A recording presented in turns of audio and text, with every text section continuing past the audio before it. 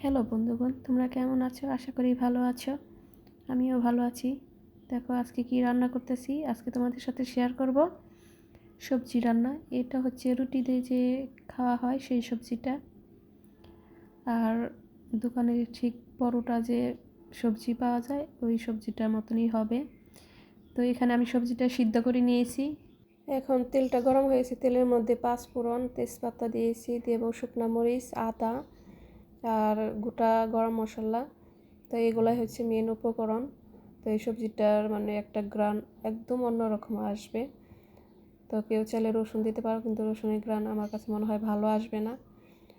তো এখানে এইগুলো দিয়েই ভালো লাগবে। তো সবজিটা আমি একদম 80% মতন সিদ্ধ করে নিয়েছি। তো এখন সবজিগুলো দিয়ে দিব আদাটা ভাজা হয়ে গেলে। তো এই সবজিটা রান্নার মূল কারণ হচ্ছে এই মশলাটা, পাঁচফোড়ন, শুকনো মরিচ, তেজপাতা আর আদা আর গোটা গরম মশলা। তাহলে তরকারির টেস্টটা ভালো আসে সবজিটার। তো এখন আমি সবজিটার মধ্যে সব দিব কাঁচামরিচ, আর দেব হলুদের গুঁড়া, ধনিয়ার গুঁড়ো, স্বাদ মতন লবণ। তো এগুলো দিয়েই এখন ভালোভাবে রান্নাটা করতে হবে।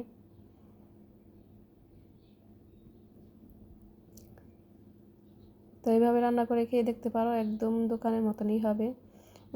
দোকানেও যেরকম, সব দোকানের হয় না, এক এক দোকানে আছে সবজিটা অনেক মজা হয়, যে পরোটা সব দোকানে মজা হয় না। তো বাসায় এইভাবে রান্না করলে কিন্তু আর দোকানের থেকে মানে কিনে খেতে হবে না, বাসারটাই খেতে মন চাইবে, মানে বাসায় এইভাবে রান্না করলে অনেক মজা হয়। তো এখানে আমি একটু জিরা গুঁড়ো দেবো আর একটু চিনি দেব, হালকা একটু সামান্য চিনি দিয়ে তারপরে এভাবে নাড়াচাড়া করে একদম সবজিটা গলায় নিতে হবে। আর একটু জল লাগবে। এখানে আমি জিরা গুঁড়ো দিলাম একটু,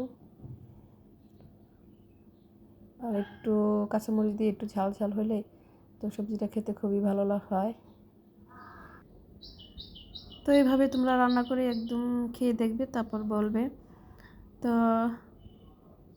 সবজিটা প্রায় হয়ে গেছে, আমি এখন একদম মানে ভেঙে নিতে হবে সব সবজিগুলো, এবং সব থেতে থেতে থেতে থেতে একদম সুন্দর করে মাখা মাখা রাখতে হবে, দোকানে ভাজি যেরকম হয় আর কি। তো এরকম কেউ যদি চায় শুকনোও রাখতে পারো, কেউ চাইলে আর একটু মানে পাতলাও রাখতে পারো। তো এই যে একদম দেখো না, সবজি একদম সুন্দর হয়ে গেছে। এখানে আর কি যত ধরনের সবজি আছে দিলে আরও ভালো হয়।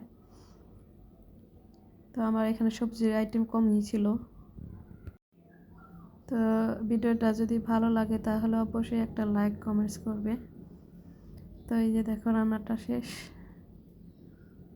তো তোমরা ভালো থেকো, সুস্থ থেকো, এবং আমার জন্য দোয়া করো, আমি যাতে আরও ভালো ভালো ভিডিও দিতে পারি, তোমাদের সামনে এগিয়ে যেতে পারি।